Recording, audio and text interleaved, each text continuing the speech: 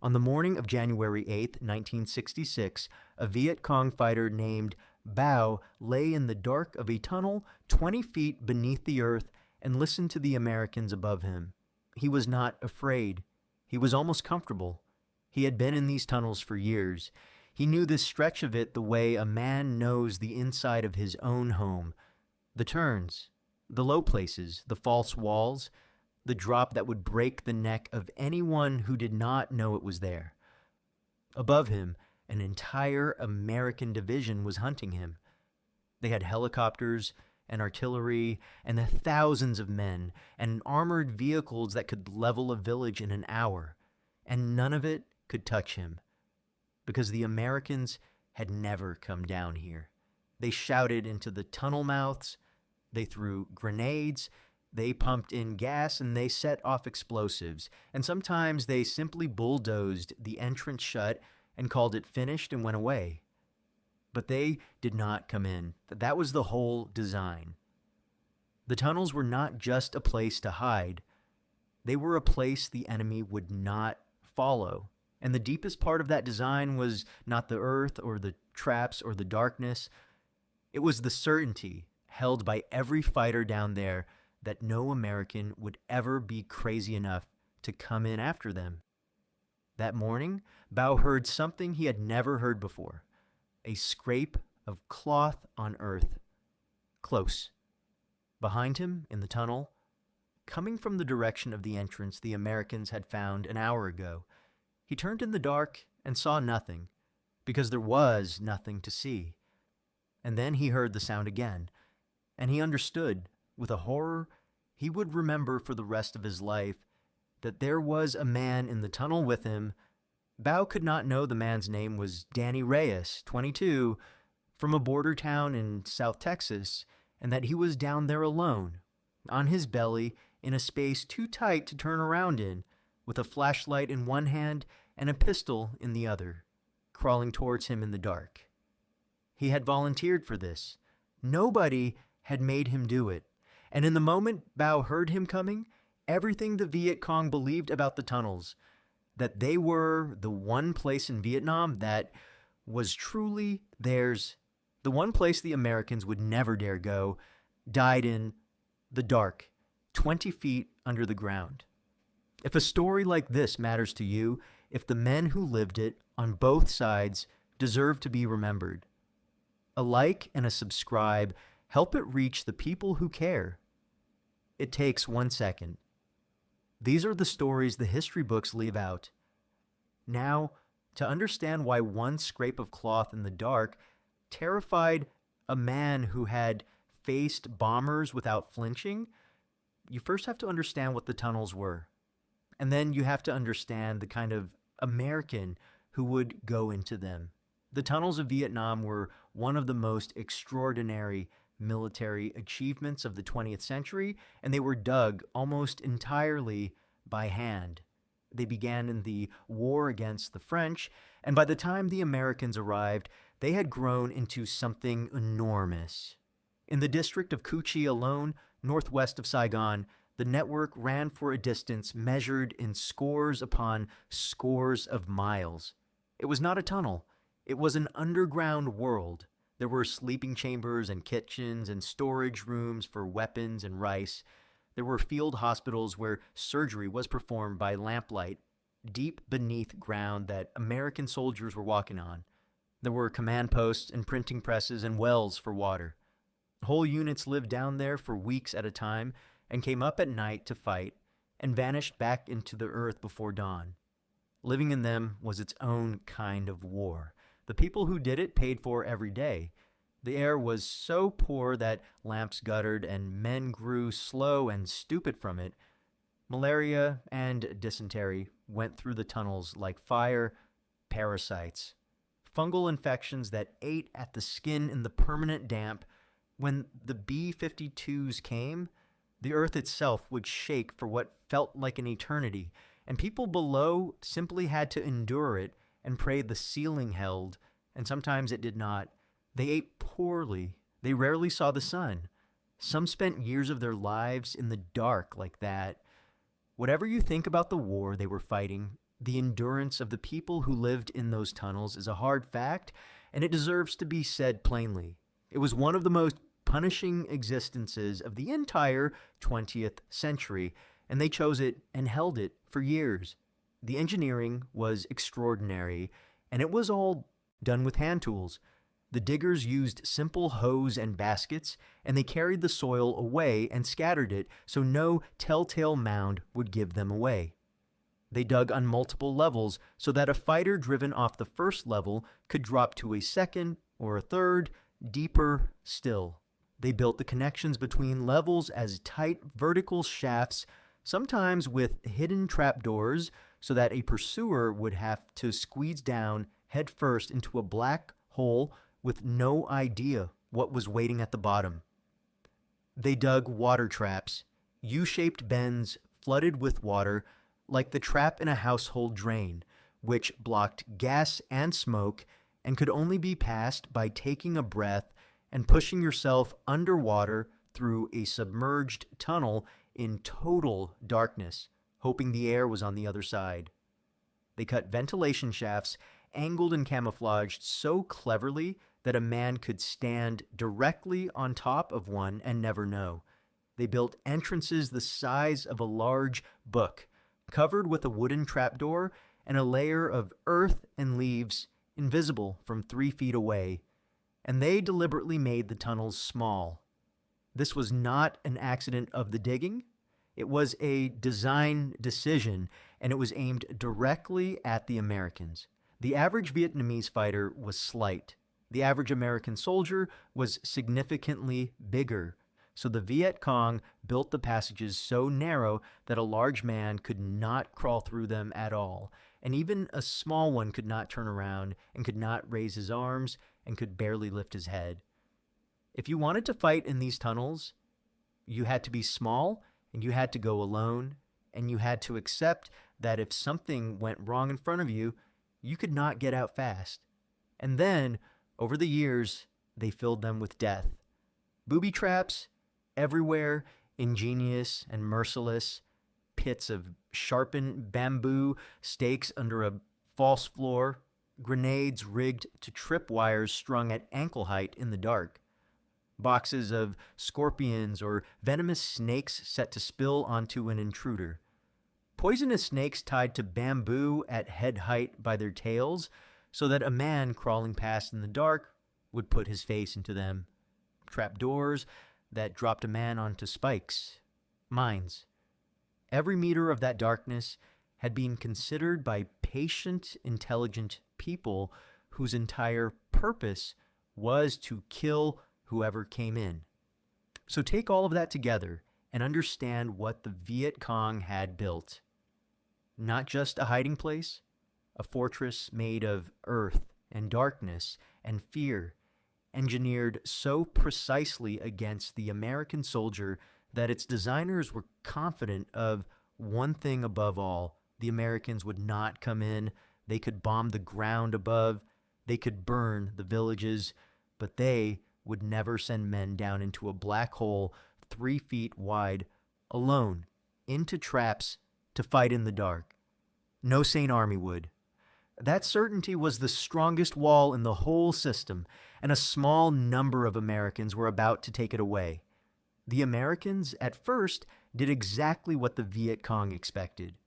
They found tunnel entrances, and they had no idea what to do with them.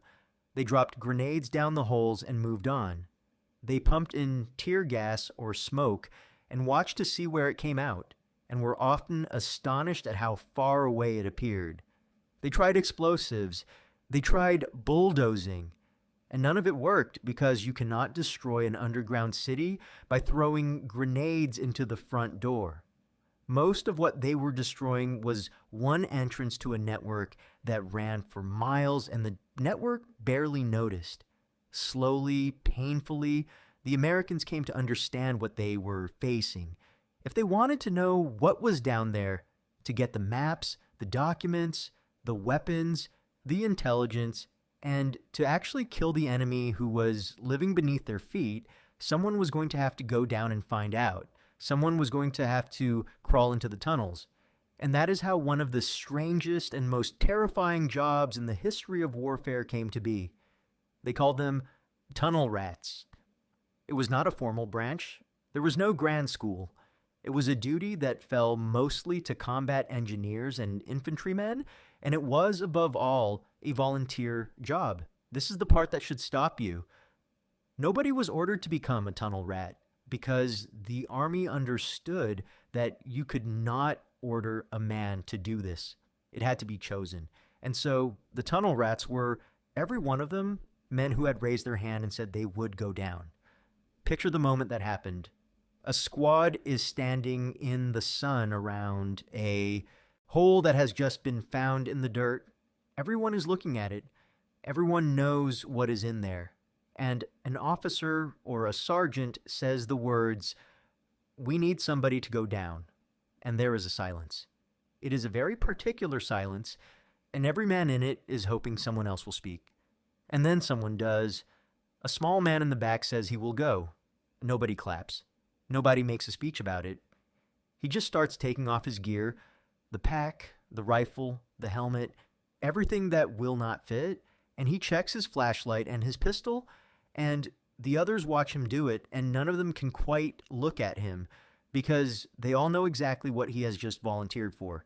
And then he lies down in the dirt and puts his head into the hole and goes in, and the hole swallows him, and the men above stand around it in the sunshine and wait and listen and can do absolutely nothing to help him. Who volunteered for something like that?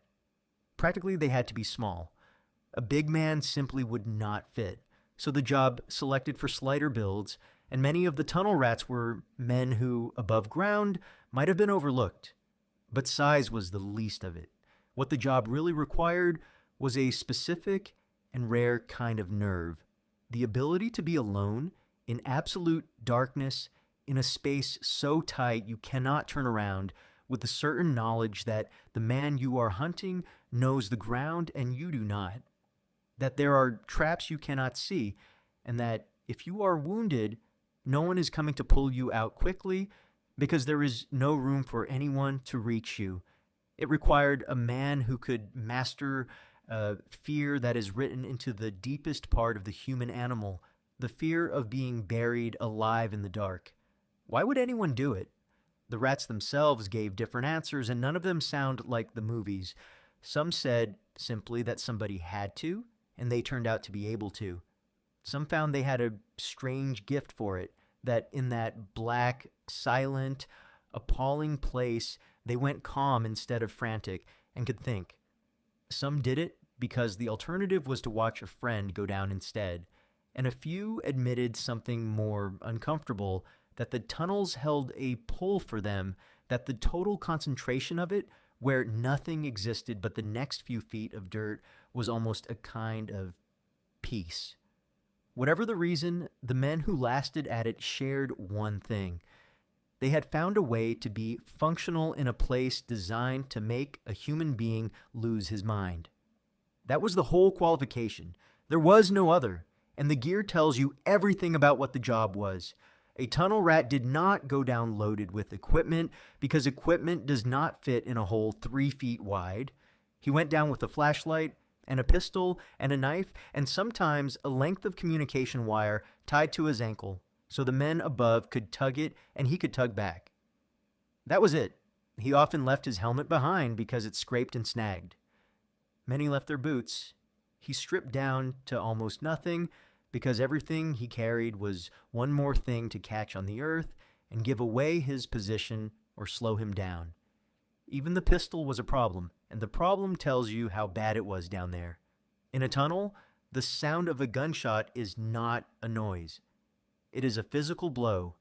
Fire a standard sidearm in a space that tight, and the concussion can rupture eardrums, and the muzzle flash destroys what little night vision you have, and the smoke fills the passage so you cannot see or breathe. Men were half deafened and blinded by their own weapons in the moment they needed their senses most. The Army experimented with special weapons for tunnel work, suppressed pistols, and other tools meant to be survivable in a confined space with mixed success. But the deeper truth is that no equipment solved the problem, because the problem was the situation itself. A man in a tunnel, alone, in the dark, was going to have a terrible time no matter what he carried. So this was the deal the tunnel rats accepted. Go down a hole barely wider than your shoulders, alone, in the dark, into traps designed by people who have thought about nothing else for years. To hunt an enemy who lives there, knows every inch of it, and is waiting for you. And do it again tomorrow. And they raised their hands and volunteered for it over and over for years. The Viet Cong had built their fortress on the certainty that no one would ever be crazy enough to follow them into the dark. They had not. Counted on Danny Reyes. To understand why the tunnel rats broke the Viet Cong's most important assumption, you have to go down the hole with one and feel what it was actually like, because the physical facts of it are almost impossible to hold in your mind until you slow them down. It starts at the entrance. A trap door, maybe the size of a large book, uncovered in the dirt. A black square. A man takes off his gear and takes a breath and goes in headfirst because there is no other way to go in. And now he is in a space where the earth is pressing on his back and his shoulders at the same time. He cannot stand. He cannot kneel. He cannot crawl on his hands and knees in many stretches because the ceiling is too low. He is on his belly, pulling himself forward with his elbows, dragging his body through a hole in the ground with the weight of the world a few inches above his spine. It is completely dark, not dim. Dark in a way that people who have lived their lives above ground almost never experience. A total absence of light, where your eyes are useless and open or closed makes no difference at all. He has a flashlight, but the flashlight is a terrible dilemma. Turn it on and he can see a few feet of tunnel in front of him. He can also be seen precisely from anywhere down that tunnel by a man waiting in the dark with a rifle. The light makes him a target. So the tunnel rats often moved in darkness, feeling their way, and used the light only in short, careful bursts. And every time they clicked it on, they knew they might be lighting themselves up for a bullet. The air is foul and thick, and it gets worse the deeper you go. It smells of earth and rot, of smoke, of human waste, of the dead. Oxygen is thin. Men reported headaches, dizziness, a creeping confusion in the deeper stretches, the mind fogging just when it needed to be sharpest. It is unbearably hot. The tunnel is full of living things, ants, spiders, centipedes, rats, and quite often snakes, some of them deadly, and there are bats, and in some places the tunnel floor is thick with things a man does not want to think about while he is dragging his face through it. And every single meter might kill him. That is the part that grinds a person down. He cannot simply crawl. He has to clear as he goes, feeling ahead of himself in the dark for the tripwire he cannot see, checking the floor in front of his hands for the false panel that drops onto spikes, feeling the walls for the hidden side passage where a man might be waiting to grab him. Every advance of a body length is a small, complete decision to risk his life. And he has to do that for hours, sometimes, in the heat and the dark and the bad air, all the way down a tunnel system that goes on and might turn out to be miles long. Now add the psychological weight, which the men said afterward was the worst part of all. He cannot turn around. In most of those passages, a man simply cannot reverse direction. To go back, he must crawl backward, blind, feet first, for however far he came. So every meter forward is a meter he has to earn back the hard way. He is alone, truly alone, in a way almost no other soldier in that war ever was. There is no squad beside him, no covering fire, no medevac, no gunship circling overhead.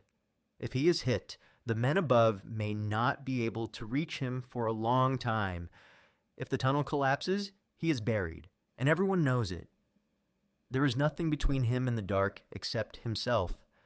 And down there, in that blackness, is a man who wants to kill him, who knows every turn, who can hear him coming, who may be lying in a side hole a foot away as he crawls past, or waiting at the bottom of a shaft he is about to lower himself into head first. The tunnel rat's whole world shrinks to a few feet of dirt in front of his face and the sound of his own breathing. And he keeps going forward. 2 moments in that crawl deserve to be understood on their own, because they are almost beyond belief. The first is the shaft. The tunnel he is in simply ends, and in the floor there is a hole going straight down into the black, the connection to the level below. To follow, he must go down it. There is no room to climb down feet first, so he goes head first, lowering himself into a vertical hole in the earth, into total darkness.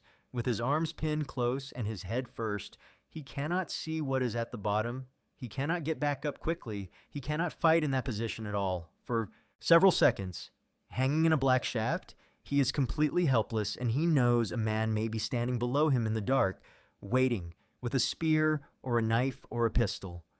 And he does it anyway, and then he does it again at the next shaft. The second is the water trap. He crawls into a stretch of tunnel and finds it flooded, a U-shaped bend filled to the roof. The only way through is under, so he must take a breath in that foul air and push himself down into black water in a hole in the ground and swim forward, blind through a submerged tunnel of unknown length, with the earth pressing on his back, on the faith that there is air on the other side. If he is wrong, or if it is longer than his breath, he will drown down there in the dark, and no one will ever reach him, and the men did it. They went under and swam through and came up on the far side, gasping, into a place even deeper and even darker, and kept going. What happened when a tunnel rat finally found what he was hunting was unlike any other combat in that war, or in most wars, and the men who survived it described it in terms that sound almost unreal. A fight in a tunnel is not a battle. It is something closer to a knife fight in a coffin. There is no maneuver, no cover, no flanking, no support. There are 2 men in a hole, in the dark, at a range of a few feet, and one of them is going to walk out. Everything that makes modern war modern, the artillery, the aircraft, the radios, the vehicles, the sheer weight of American industrial power is gone. All of it is useless 20 feet under the earth. What is left is the oldest kind of fighting there is, 2 human beings in the dark, and whichever one is faster and harder and luckier lives. The tunnel rats learn to fight by sound and by feel. In total darkness, a man learns to hear things he never noticed above ground. The small scrape of cloth, a breath held a moment too long, the tiny click of a weapon. Fights happened at ranges of a few feet, sometimes hand to hand, sometimes with a pistol fired blind down a black passage at a sound. When a shot did go off in that space, the results were as bad for the shooter as the target. The flash blinding, the concussion slamming into the eardrums, the smoke filling the tunnel until neither man could see or breathe. Men fought half deaf and half blind, choking with dirt in their eyes at a distance where they could smell each other, and the enemy down there was formidable. It is important to say this plainly because these were not helpless men being hunted. The Viet Cong tunnel fighters were among the toughest soldiers of the entire war. They had lived underground for months or years at a time, in conditions that are difficult even to describe. The heat, the bad air, the disease, the constant nearness of death, by bombing or collapse. They fought in their own ground, which they knew perfectly, and they were skilled, patient, and utterly determined. A tunnel rat crawling into that darkness was not hunting a frightened man. He was hunting a veteran fighter in the one place on Earth where that fighter had every advantage. So the tunnel rats developed their craft. They learned to spot the signs of a trapdoor in the dirt. They learned to check for tripwires with a slow, patient hand before every advance. They learned to listen. They learned to move without light and to keep their breathing quiet. They learned to lie completely still for long minutes, listening to the dark for the sound of a man who was also lying completely still, listening for them. Two men in the black, a few meters apart, each holding his breath, each waiting for the other to make one small sound. That happened down there in that war. It is hard to imagine a more distilled form of human courage and terror. Hold on that image because it is the truest picture of the whole thing. There is no shouting, no gunfire, no music. Just two men lying in the dirt in absolute darkness, close enough to hear each other's hearts if the earth were quieter. Both of them terrified. Both of them perfectly still. Both listening so hard it hurts. Minutes pass. A man's arm begins to cramp and he cannot move it. His eyes are open and it makes no difference. He is trying to control his own breathing because his breath is the thing that will kill him. And somewhere in front of him, in the black, another man is doing exactly the same. Whoever moves first, loses. Whoever panics first, dies. That is not a battle in any sense the word usually means. It is something older and far more personal, and it happened over and over, 20 feet beneath a war being fought with jets and helicopters and computers in a hole in the ground.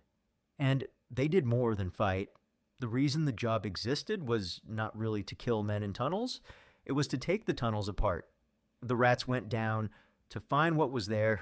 They came out with maps and documents and weapons and food stores and medical supplies and intelligence about where the enemy was and what he planned. They found the hospitals, the headquarters, the arms caches. They pulled out the things that made the underground world work. Imagine being the first American to see one of those chambers. You have been crawling on your belly for an hour in the dark, in a hole barely wider than your shoulders, and then the tunnel opens. Your light finds a room, an actual room, carved out of the earth, big enough to stand in. There are bunks, there is a table. In one of them, an operating table and surgical instruments laid out in a row, and bandages and medicine 20 feet underground that an American division has been walking over for weeks. There are documents on the table, rice in the corner, weapons stacked against the wall, a cooking fire, still warm, and you understand, standing alone in that little room in the dark, that you are inside the enemy's world, that they have been living down here under your boots this entire time, and no one above you has any idea. Men describe that moment as the strangest of their lives. Then they gathered what they could carry and turned around and began the long crawl back out toward the light. And when they had learned what they could, the engineers destroyed what they could reach. Piece by piece, hole by hole, over years, a few hundred small, brave men began to take away the one advantage the Viet Cong had believed was untouchable. Not all of them came back. It would be dishonest to tell the story without saying that. Tunnel rats died down there, shot in the dark, killed by traps, drowned in water traps, buried by collapses, and in some cases simply never found.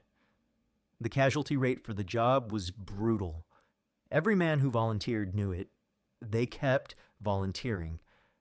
Now come back to Bao in the dark, hearing that scrape of cloth behind him, because to really understand what the tunnel rats did, you have to understand what they did to the minds of the men who lived beneath the ground.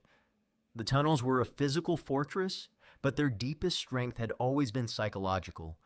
For years, the men and women who lived in that underground world had held on to one fixed, load-bearing certainty. Up there, the Americans were unbeatable. They had the bombers, the artillery, the helicopters, the endless supplies. But down here, the Americans could not touch you. Down here, you were safe. That belief was what made it possible to endure the tunnels at all. And the tunnels were nearly unendurable. The heat, the dark, the sickness, the bad air, the bombs shaking the earth above your head for hours. People lived like that for years, and the thing that made it bearable was knowing that when you went down the hole, you had escaped and no one was coming after you. The tunnel rats took that away, not all at once and not everywhere, but slowly over the years, a poison spread through the underground world. Word passed from tunnel to tunnel, from unit to unit. The Americans are coming into the tunnels. There are men, small men, crazy men, who come down after you alone with a pistol and a light. They're in the dark with you now. Think about what that did to a fighter's mind. Everything about life underground had been organized around the certainty of sanctuary, and the sanctuary was gone. Now the dark, which had always been a friend, was a place where an American might be waiting. The narrow passage that had protected you now trapped you. The sleeping chamber deep in the earth, which had been the one place you could truly rest, became a place where you might wake to a flashlight and a muzzle a foot from your face. Some Viet Cong fighters began to lay their own traps behind them as they slept, and to post guards in the passages, and to sleep badly, and to listen. That listening, the constant, exhausting, sleepless listening for a sound that might not come for months and might come tonight, is its own kind of wound, and the tunnel rats inflicted it on an entire underground army. And there was something else in it that Bao would only be able to name years later. It was not just fear. It was a kind of terrible respect, and it came with a piece of despair attached. Bao had believed, as his officers had told him, that the Americans were soft, that they fought from the air and behind their machines because they lacked the stomach for the close, hard, personal kind of war that his people fought. And then a man had come crawling into his tunnel alone, in the dark, without any of those machines, with a flashlight and a pistol, into a place built specifically to kill him, and had done it on purpose, having volunteered. That fact broke something in Bao's picture of the enemy, and it would not go back together. Whatever else the Americans were, they were not soft. Some of them, at least, were willing to come into the worst place in the world and fight him for it, on his own ground, with nothing. For Bao, on that January morning, it ended without a shot. He heard the scrape, and he understood, and he did the only thing that made sense. He ran, bent double, then on his belly, in the pitch, dark, down passages he knew by heart, to a shaft, and down to the level below, and away. He got out. He lived. But something had happened to him in those few seconds that never entirely undid itself. Bao had been bombed. He had been shelled. He had lain in the earth while the world came apart above him, and he had not broken. And none of it had frightened him the way that small scrape of cloth in the dark had frightened him. Because the bombs were impersonal, they fell on everyone, and you either lived or you did not. And there was a strange peace in that. But the sound behind him in the tunnel was a man who had chosen to come, who was right now in the dark a few meters away, crawling towards him on purpose. There is nothing in the human mind that handles that well. He came up somewhere far away with a new and permanent piece of knowledge, and he carried it for the rest of the war and the rest of his life. The dark was not his anymore. It never would be again. The tunnel rats never destroyed the tunnel system. It is important to be honest about that, because this is a story about courage, not about victory. The tunnels of Cu Chi were never fully cleared. The network was too vast, too deep, too well hidden, and it was being extended even as the Americans tried to close it. The Viet Cong fought from those tunnels until the end of the war. Measured on a map, the tunnel rats did not win. But that was never really the measure. What those few hundred men did was take away the thing that had made the tunnels more than a hole in the ground. They broke the certainty. They turned the enemy's fortress into a place where he had to look over his shoulder, where he had to lie awake listening, where the darkness he had built as a weapon could hide an American with a flashlight. They made the underground world a contested place instead of a sanctuary, and they did it with nothing but nerve. because they had nothing else to do it with, and they paid a price that most of them carried in silence for the rest of their lives. The tunnel rats came home with something that did not heal easily. They had spent their war in a place of absolute darkness and total isolation, in constant, intimate proximity to death, in a fear that no one who has not done it can fully imagine. Many of them came back with a lasting damage that had no name at the time. Some could never again sit in a small room or a closed car or an elevator without the walls closing in and the smell of the earth coming back to them. They had gone down into the dark over and over, and some part of the dark had come home with them. The men who did it remembered one moment above all the others, not the fights, not the traps. The moment of coming out. You crawl back the long way, exhausted, filthy, half-blind, and ahead of you there is a small, pale square where the light is. And you push yourself toward it, and your head comes up out of the earth into the sun, and there is air, real air, moving, clean, and men reach down and pull you out and get you on your feet. And you stand there in the sunshine, covered in dirt, blinking, shaking, holding a flashlight and a pistol, alive. Men said that nothing in their entire lives ever felt like that. And then, an hour or a day later, they would find another hole, and someone would ask for a volunteer, and they would put their gear down and go back into the ground.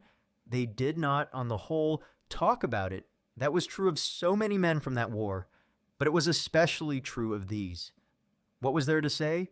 That you had crawled headfirst into a black hole in the ground, alone, with a flashlight and a pistol, hunting a man who was hunting you through booby traps designed to disembowel you in air you could barely breathe.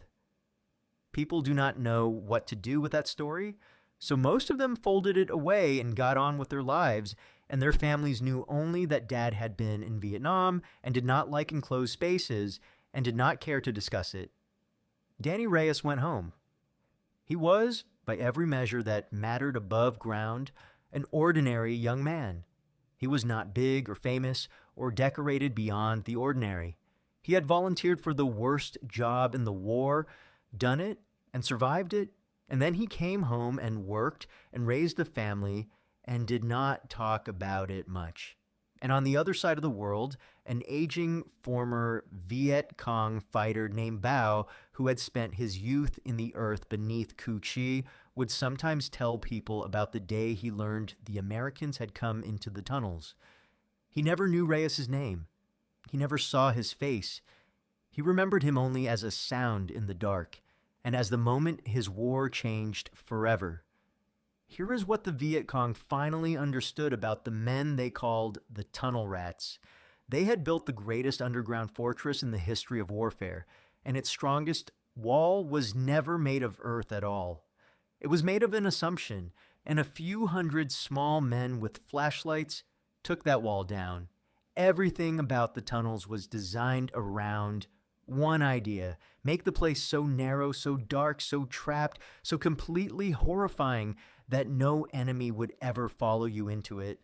It was a brilliant idea, and it was built on a truth about human beings, that our fear of the dark, of tight spaces, of being buried alive, is written into us at a level far below courage.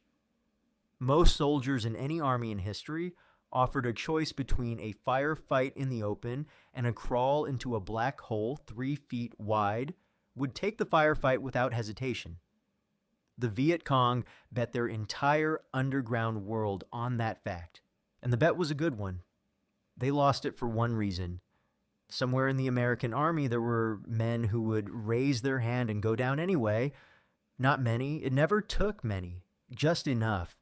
Enough small, quiet, extraordinary men who looked at that black hole and understood exactly what was in it. Understood the traps and the snakes and the bad air and the man waiting in the dark, and volunteered to go in with a pistol and a flashlight and nothing else. They did not have to. That is the whole point. Nobody could have made them. They chose it, and in choosing it, they took the one thing from the enemy that mattered most. Not the tunnels. They never took the tunnels. They took the safety of the tunnels, which was the only reason anyone could live in them at all. After the tunnel rats, no fighter under the ground ever slept quite as deeply or trusted the dark quite the way he had. That was the whole achievement, and it was enormous, and it was done by a handful of men with almost nothing in their hands. They were not the biggest soldiers in that war or the most celebrated.